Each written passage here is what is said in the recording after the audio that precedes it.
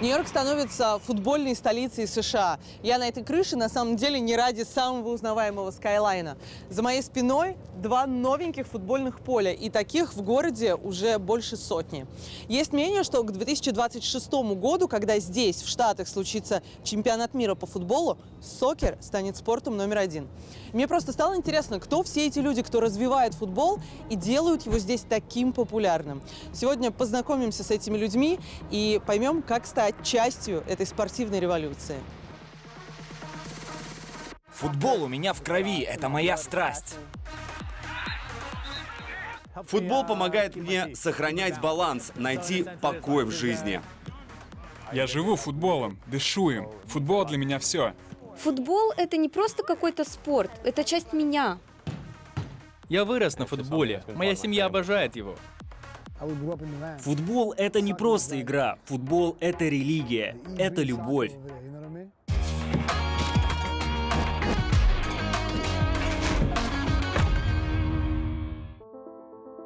В начале 70-х, когда я был ребенком, если ты летел из Нью-Йорка в Лос-Анджелес, то смотрел в иллюминатор и видел бейсбольные поля. У них еще форма такая в виде ромба. Но сейчас, когда вы летите из Л.А. в Нью-Йорк, то в солнечный день вы видите сплошь футбольные поля. Они уже часть ландшафта страны. Я думаю, что это связано с появлением Пеле. Он в свое время играл за Нью-Йорк Космос, и это сделало футбол популярным здесь, в Штатах. Футбол изобрели в Соединенных Штатах. Чарльз Гудьер в 1855 году сделал первый мяч из современной резины, а ведь без подобной технологии современный футбол невозможен, правильно? Да, официально считается, что играть в футбол по-серьезному начали в Лондоне в 1863 году, но в Нью-Йорке к тому времени уже вовсю играли. Футбол в Штатах играли еще до того, как в 60-х годах 19 века случился раскол ассоциаций футбола и регби. А Чарльз Гудьер продавал эти футбольные мячи в магазине своего Шурина в Манхэттене в 50-х годах. Футбол в Штатах гораздо популярнее, чем вам кажется. 7 утра, мы уже в Бруклине на футбольном поле. Мы на самом деле здесь не первые, ребята уже часов 6 разминаются. Их тусовка называется First Touch, что переводится как «первое касание». Ну, раньше уже точно некуда, но в чем суть? Это не команда, это просто парни, которые объединились в группе в WhatsApp и каждый день такой жеребьевкой решают, кто будет завтра играть. В Америке такая форма организации, назовем это так, называется Pick-up Soccer. То есть ты набрал участников, ты набрал игроков, ты пошел играть. И, как мне кажется, это очень круто. Ребята за время пандемии не пропустили ни одной игры. Они каждое утро здесь. И своим вот этим образом жизни они на самом деле доказывают, что настоящий футбол, он и рождается, и живет на улицах.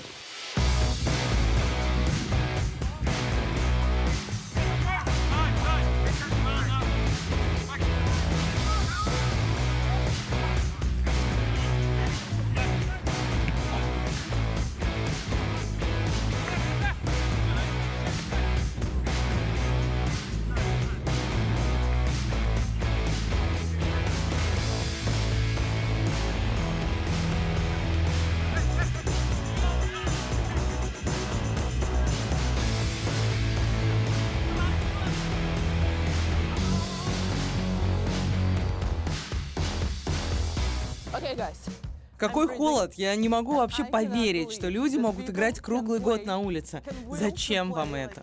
Мы просто очень любим футбол, так что мы здесь 5 дней в неделю в любую погоду. И мы нашли еще 165 человек, таких же, как мы, фанатов футбола. И ты приезжаешь сюда из Джерси? Каждое утро. Сколько занимает добраться сюда из соседнего города?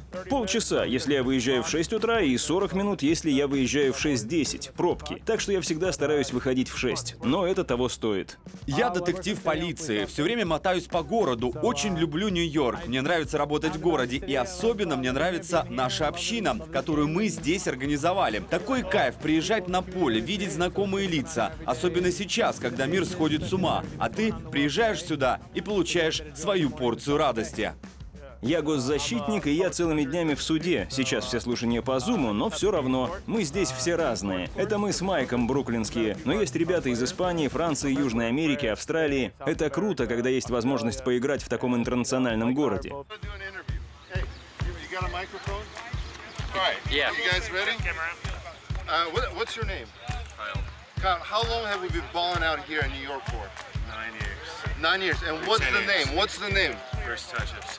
First Touch FC. Why First Touch? Where's the name? What does it mean? А как вы нашли друг друга? Я видела ваш чат, и это нечто. Чтобы попасть на игру, ты должен успеть отправить сообщение ровно в 3 часа дня и ни секунды позже. Как такое вообще возможно? Откуда столько желающих? Да, этот город — это же просто Вавилон. Люди со всего мира. И здесь столько любителей футбола, и многие настолько любят игру, что всегда хотят играть. Поэтому, когда открывается запись на следующую игру, все набрасываются, чтобы успеть застолбить место за собой. Это очень веселый процесс. Ты ставишь напоминание на без 5-3, и ты ждешь. Ты должен быть готов ворваться. Надо выиграть соревнование, чтобы попасть на другое соревнование, да. И всегда еще человек 5 нам пишет в личку, мол, ребята, давайте делайте больше игр. И скорее всего так и будет. Летом, когда желающих станет слишком много, мы будем делать 3 игры. Но все должны быть готовы в 3 часа, если хотят играть. Должны поставить все на паузу, даже работу. Все на нас. Мы сами покупаем футболки, мячи, ворота, все. Примерно раз в 6 месяцев мы организуем добровольный сбор кто сколько может. Последний раз собрали долларов 500-600. Этих денег хватило, чтобы купить новые мячи. Официальные матчболы из Лиги Чемпионов и Премьер-лиги. И вот в таком режиме мы уже играем месяцев 9, но я вижу, как люди, которые вкладывают что-то в эту игру, они рады видеть рост и развитие, и как все организовано. Это стимулирует на дальнейшие вложения. Нам вообще не сложно это все. Мы делим пополам форму, стираем, приводим ее в порядок. То же самое с остальным. Все поддерживаем на уровне. Просто нам важно, чтобы вот эта игра и среда оставались бесплатным удовольствием для всех желающих. Без каких-то обязательных платежей. Хочешь играть? Играй. Только добровольные взносы и никакого давления. Люди должны иметь возможность играть абсолютно бесплатно. Мне нравится это. Без опозданий. Ровно в 7 утра. В Нью-Йорке повсюду такие игры, как наша. Люди играют постоянно. Лучшие игроки, которых я видел в своей жизни, играют в нашем городе, на его улицах. Талантов вокруг много, нужно просто научиться их находить. Я думаю, впереди нас ждет только хорошее. Мне нравится, как футбол развивается, мы идем в правильном направлении. Я футбольный агент, и вы сами понимаете, мне постоянно звонят, мол, Реми, приезжай, тут такой игрок, новый Роналду и так далее. По-моему, это был 2015 год, я тогда жил в Бруклине, и мне предложили посмотреть на одного парня. Ехать нужно было на остров Рэндаллс-Айленд. Там играют все академии. Где-то час по пробкам, в общем, черт пойми где. А этим парнем в итоге оказался Джек Харрисон. Обычно приезжаешь по такому звонку, смотришь на игрока и думаешь, ну окей, будет парень играть за Гарвард, в профи не вырастет. Но в тот раз позвонил мой хороший товарищ Эндрю. Говорит, играет парень, вроде англичанин. Хрен знает, как он здесь вообще оказался, но он просто бешеный. Я плюнул, приехал. Говорят, у них вчера была игра. Поиграют двухсторонку 7 на 7, ну, как обычно. Уже думал ехать домой на ужин, но они начали играть, и я подумал, черт возьми, этот парень просто нереально играет. И знаешь, у него в той первой команде были друзья. Он про них до сих пор говорит. Парни из Африки, Албании, местные пацаны из Нью-Йорка. Все отличные игроки. Но почему-то никто не вышел в профи. Не знаю почему. 9 утра, мы уже в Манхэттене, на берегу Гудзона. На самом деле в Нью-Йорке сейчас играют реально везде. На крышах, в подвалах, во дворах и даже в бывших портовых доках, как этот. Здесь собирается команда New Amsterdam FC. Это профессиональные игроки, которые объединились всего год назад. Из-за ковида их планам не суждено было сложиться. Поэтому прямо сейчас они оперативно набирают форму, чтобы уехать на свою первую официальную игру в Теннесси. Ну а сейчас режим. Каждое утро в 9 утра они на поле. Пойдем.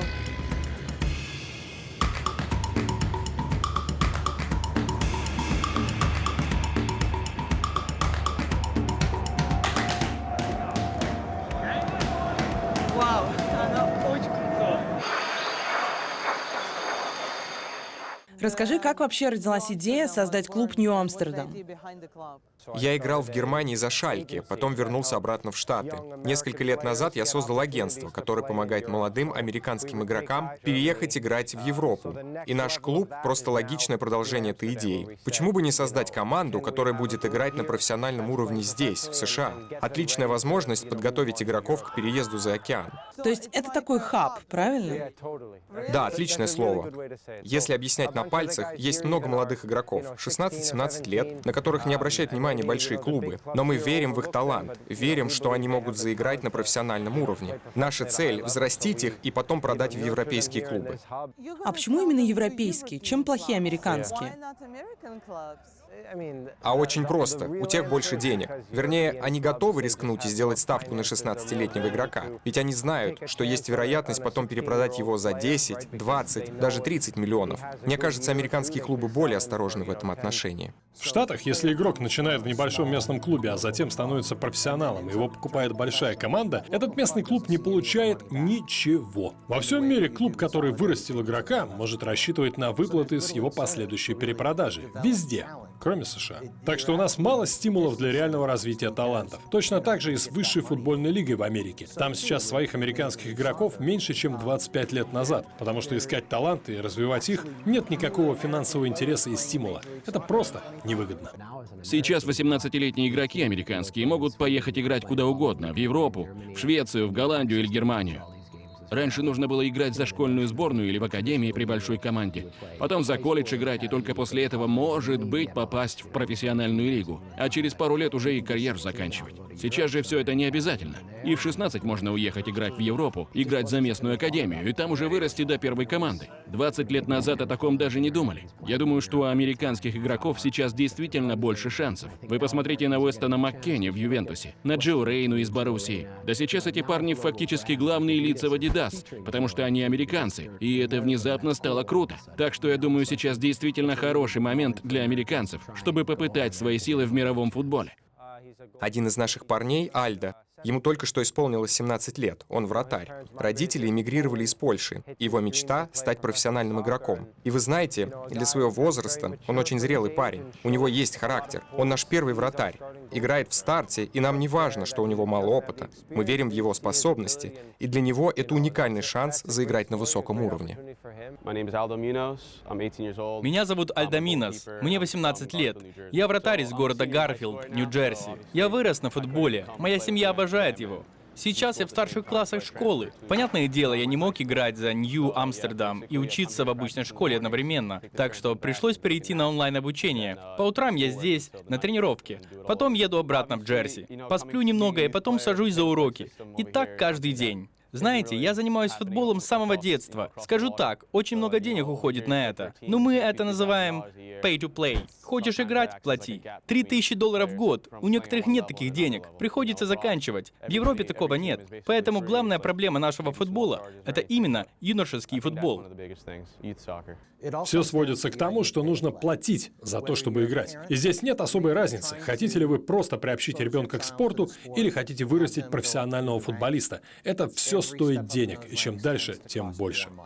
То же самое на профессиональном уровне. Хотите иметь профессиональную команду, вам придется заплатить, чтобы получить место в МЛС, местном высшем дивизионе. Последняя цифра, которую я слышал, $200 миллионов. Это $200 миллионов, которые можно было бы вложить в строительство собственного стадиона или в академию. Деньги попадают в лигу и распределяются среди клубов, которые уже в лиге состоят. Так что, откровенно говоря, все сводится к жадности и к тому, как деньги взяли верх над спортом номер один. Футбол — это ведь простая игра. Все, что нужно, это мяч и поле, и все. Бегай, играй. Но, к сожалению, футбол здесь — это в первую очередь бизнес.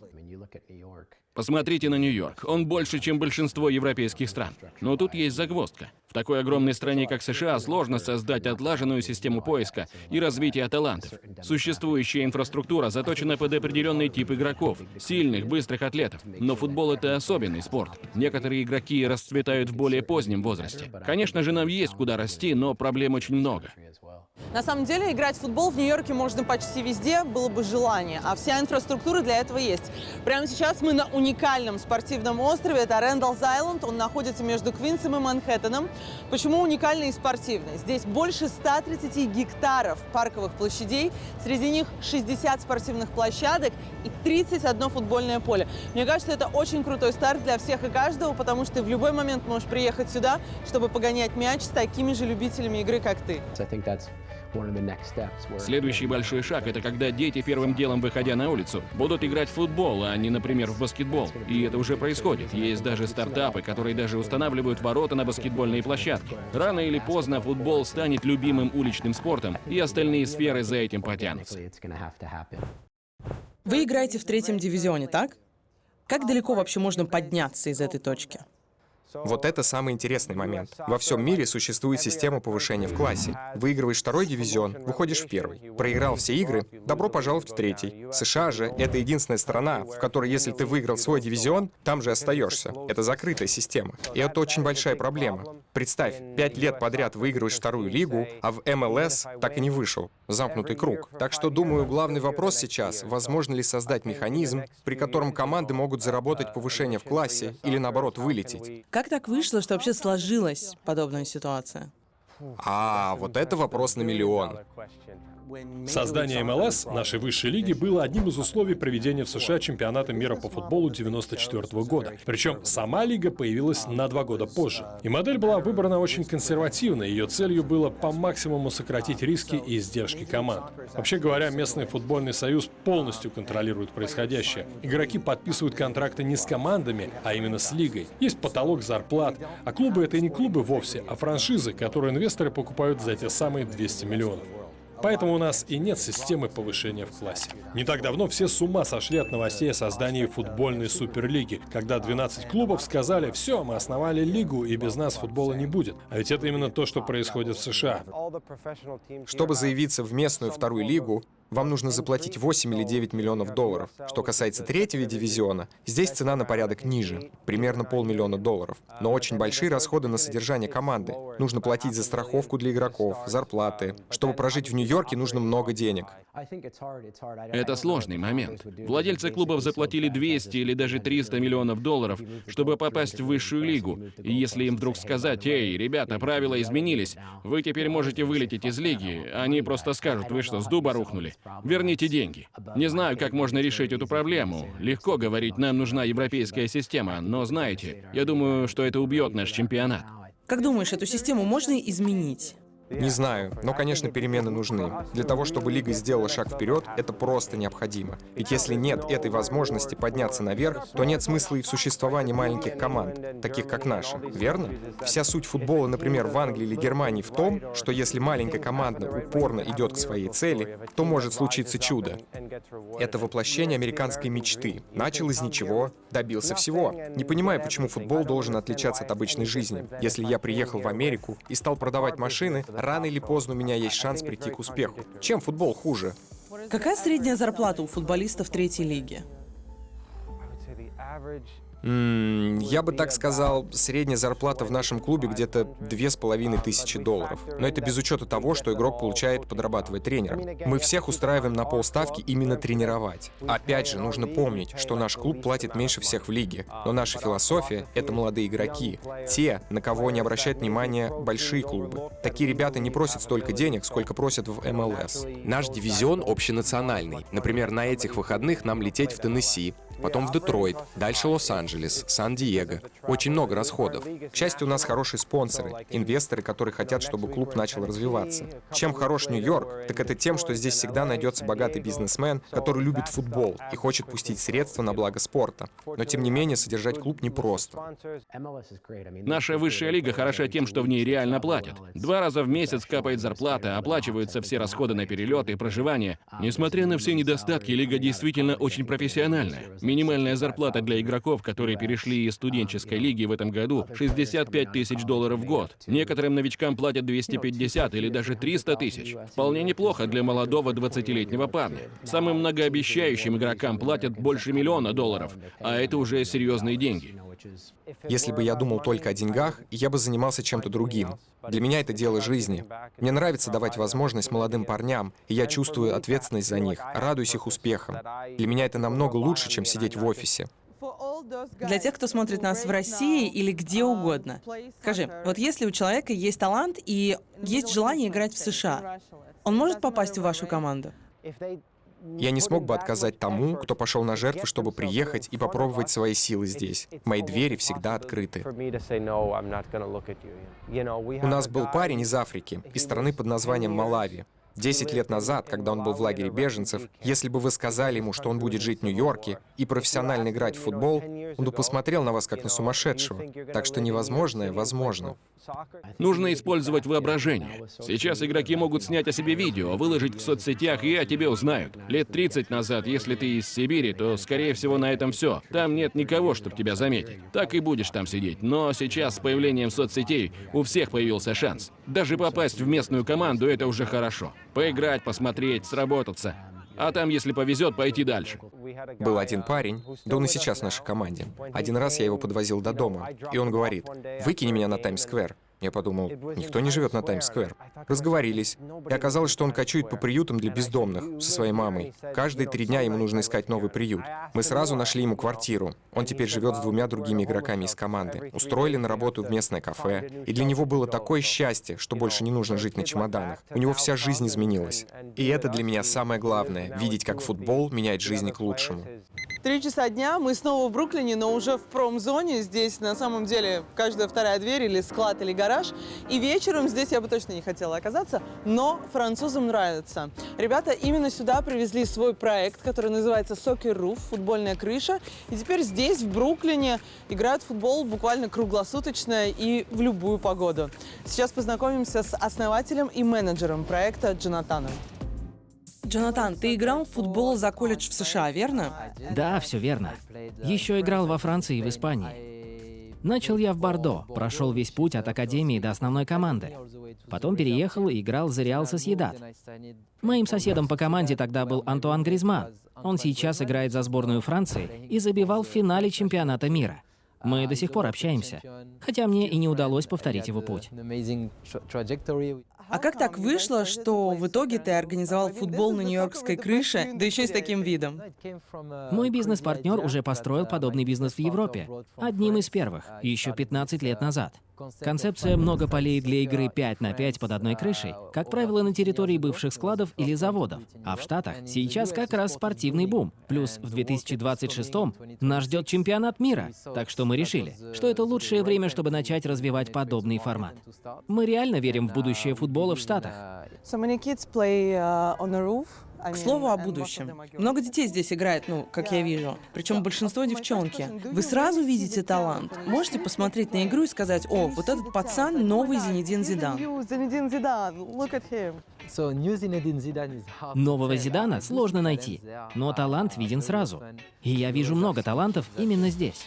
Опять же, надо понимать, разглядеть ребенка, который просто играет ярче своих сверстников, это одно. А понять, что у этого ребенка есть уникальные данные, и он при должном старании станет новым Месси, это совсем другое. Но это интересная часть моей работы. Я всегда с интересом наблюдаю за играми, обсуждаю с тренерами, и потом мы стараемся соединить талантливых детей с местными спортивными клубами.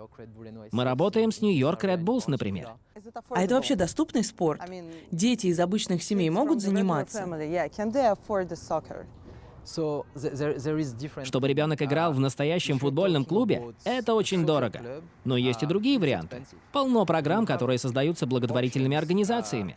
Мы тоже разработали доступную программу. Но футбол в США, да и вообще любые занятия спортом — это бизнес. И это дорого. Прийти поиграть с ребенком на крышу — недорого. Потому что вам нужно всего 10 игроков. И если каждый заплатит $10-15, то вы играете в течение часа.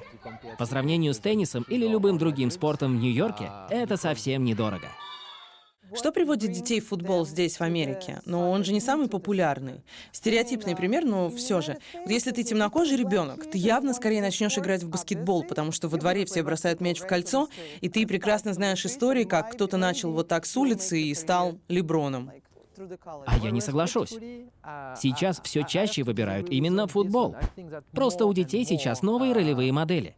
Они наблюдают за Роналду, Месси и хотят быть как они. Однако еще раз повторюсь, если в Европе играть в футбол могут все, а здесь, чтобы играть за клуб, нужно заплатить серьезные деньги. И я думаю, что это главная причина, почему дети могут променять футбол на другой спорт. В остальном, футбол реально номер один и объединяет всех. И Америка не исключение. 5 часов вечера, Бруклин, мы в Parade Grounds. Это спортивные площадки, которые прилегают к Проспект-парку, аналог Центрального парка в Манхэттене.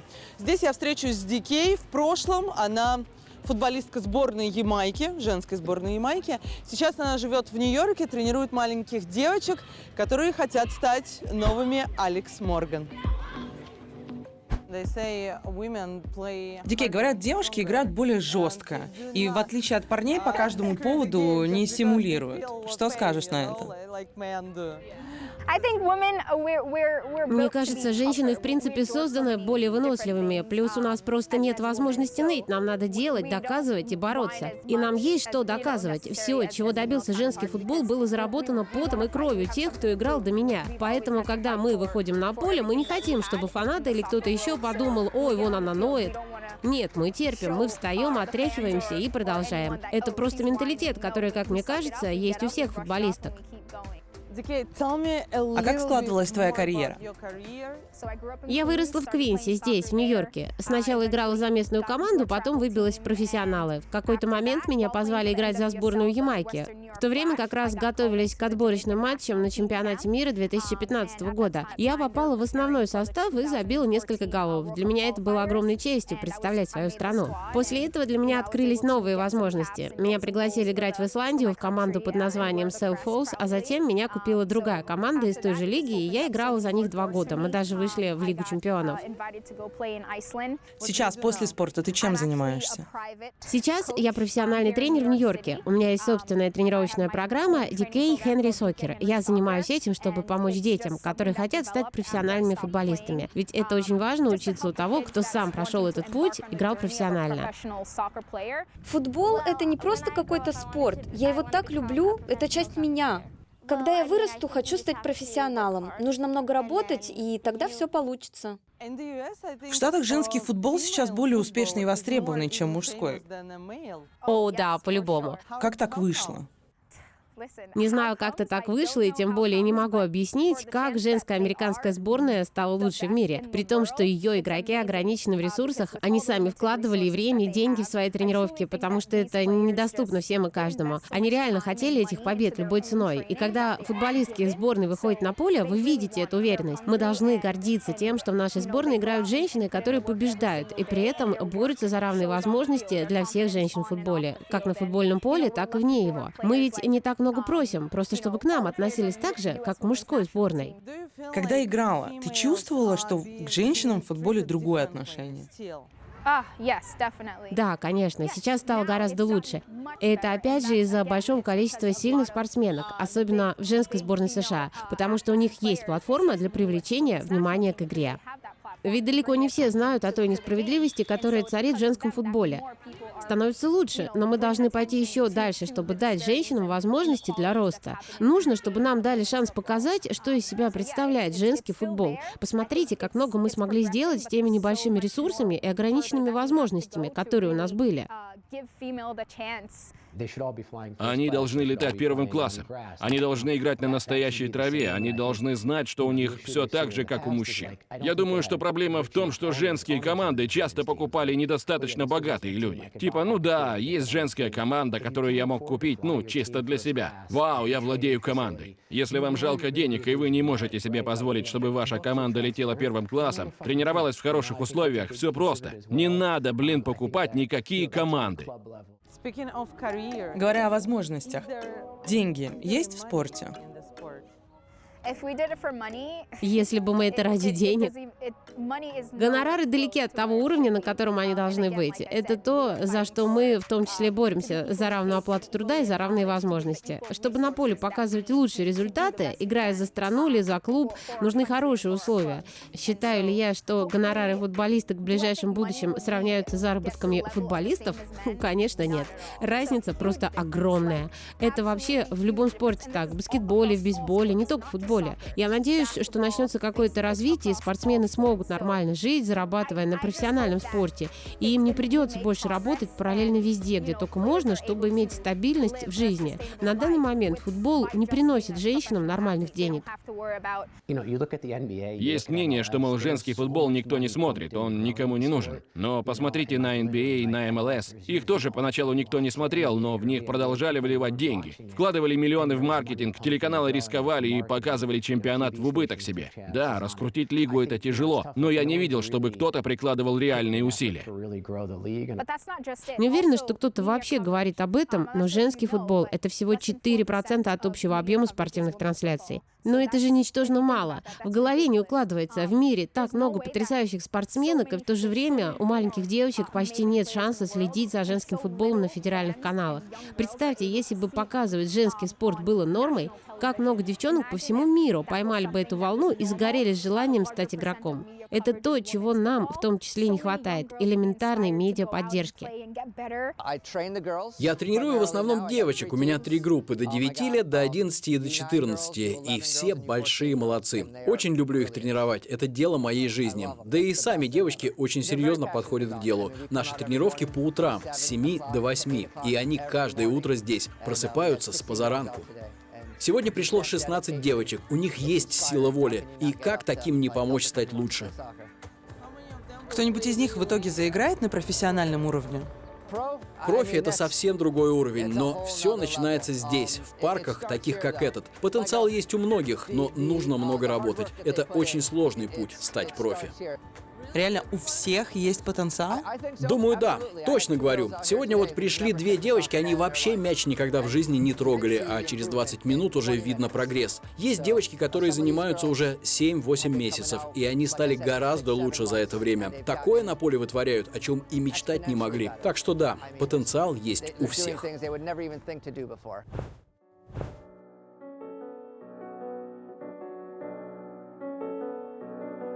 9 часов вечера, мы в Бруклине, это Бруклин-Бридж парк. Здесь играют в футбол с самым лучшим видом в городе. Буквально через несколько минут поле заполнится командами, но я здесь ради того, чтобы познакомиться с Black Stars. Ваша команда называется Black Stars, и я не знаю почему, но я была уверена, что все игроки будут чернокожие. Но я смотрю, на самом деле за вас все играют. Так, давай я тебе расскажу, как все было. Когда мы только начали, почти все пацаны были из Африки. Может, всего нас было 13-14 человек, и где-то половина была из Африки. Отсюда и название. У сборной Ганы прозвище «Черные звезды», но это никак не связано. А вообще мы даже и не думали о названии. Просто перед первым турниром до нас докопался организатор. Название. Ну, мы и придумали Black Stars в последний момент. Ну, а потом прицепилось, уже лет 10 играем. Гуччи. Как вообще так вышло, что чернокожий итальянец в Нью-Йорке гоняет футбол? Я вообще был профиком в Италии, поэтому глаз наметан, скажем так. Ну и когда приехали сюда, познакомился с молодыми пацанами, взял их, так сказать, под свое крыло. Сначала просто между собой пинали, потом заявились в местную лигу, называется Боури Премьер. Тогда еще играло много бывших игроков МЛС. Уровень хороший, так и играем здесь. А вообще правда, что в Америке любительский футбол на уровне? Ну, мол, смотреть иногда даже интереснее, чем профи.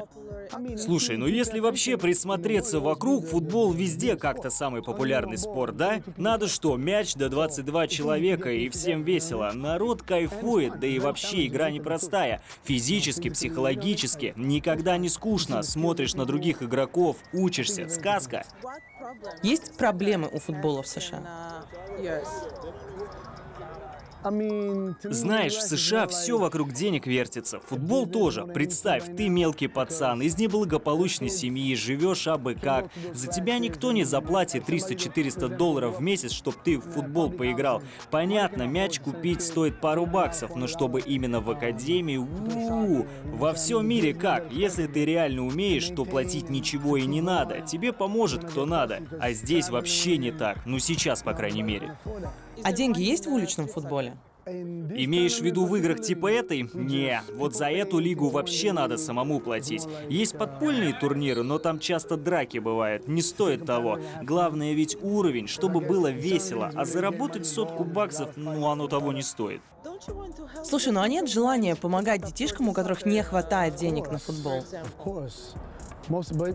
Конечно, хочется помочь, но ты не забывай, это Америка. Тут куча правил. Если хочешь помогать, будь добр, собери бумажки, сделай организацию. Куча проверок, сложно застолбить поле за собой, получить разрешение. А тут еще школы, у них там бейсбол, то сё. Как только пошел бейсбол, поле уже не найдешь нормальное, чтобы играть. Вообще, чтобы получить разрешение на поляну, нужно за год подаваться в департамент.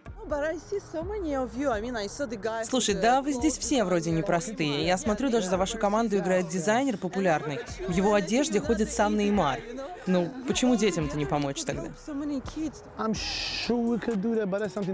Да хотим помочь, но все сложно, пойми, дети в этой стране такая тема, так себе. Чуть что сразу может прилететь, закон суровый, мамаши чокнутые бывают. Я вот из Италии, там есть дисциплина. Если идет тренировка, родители даже на базу не могут зайти. А тут тренер это скорее как нянька. И не дай бог ты голос поднимешь на ребенка или еще что. Но все реально, главное вместе делать дело. Ты веришь, что в Америке футбол может стать спортом номер один? Думаю, да, процесс идет. Может быть, прямо номером один он не станет, но точно будет одним из главных. А женский футбол в Америке уже точно сделал себе имя. Ты знаешь, школы и университеты наконец-то стали понимать, насколько это просто — заниматься футболом. Не так много травм, как, например, в американском футболе. Не нужно столько экипировки, как в хоккее. Да нужно всего-то несколько мячей, и все. Так что люди потихоньку проникаются футболом. Даже те, кто недавно, кроме бейсбола, и не знал ничего. Я думаю, впереди нас ждет только хорошее. Мне нравится, как футбол развивается, мы идем в правильном направлении. Сдвиг случится сам собой, со сменой поколений. Вот увидите, футбол станет спортом номер один в Америке. Мы мечтаем о том, что однажды во всех 50 штатах будут профессиональные команды, что однажды в каждом городе будет хотя бы один футбольный клуб. Не знаю, если вы в курсе, но сейчас среди возрастной группы до 16 лет футбол — спорт номер один. Больше детей играет в футбол, чем в любой другой спорт. В силу маркетинга баскетбол, хоккей, бейсбол все еще популярнее среди старшеклассников, но до 16 лет футбол самый популярный. Ты знаешь, если так подумать, футбол в США растет очень быстро. И то ли еще будет, это уже не остановить.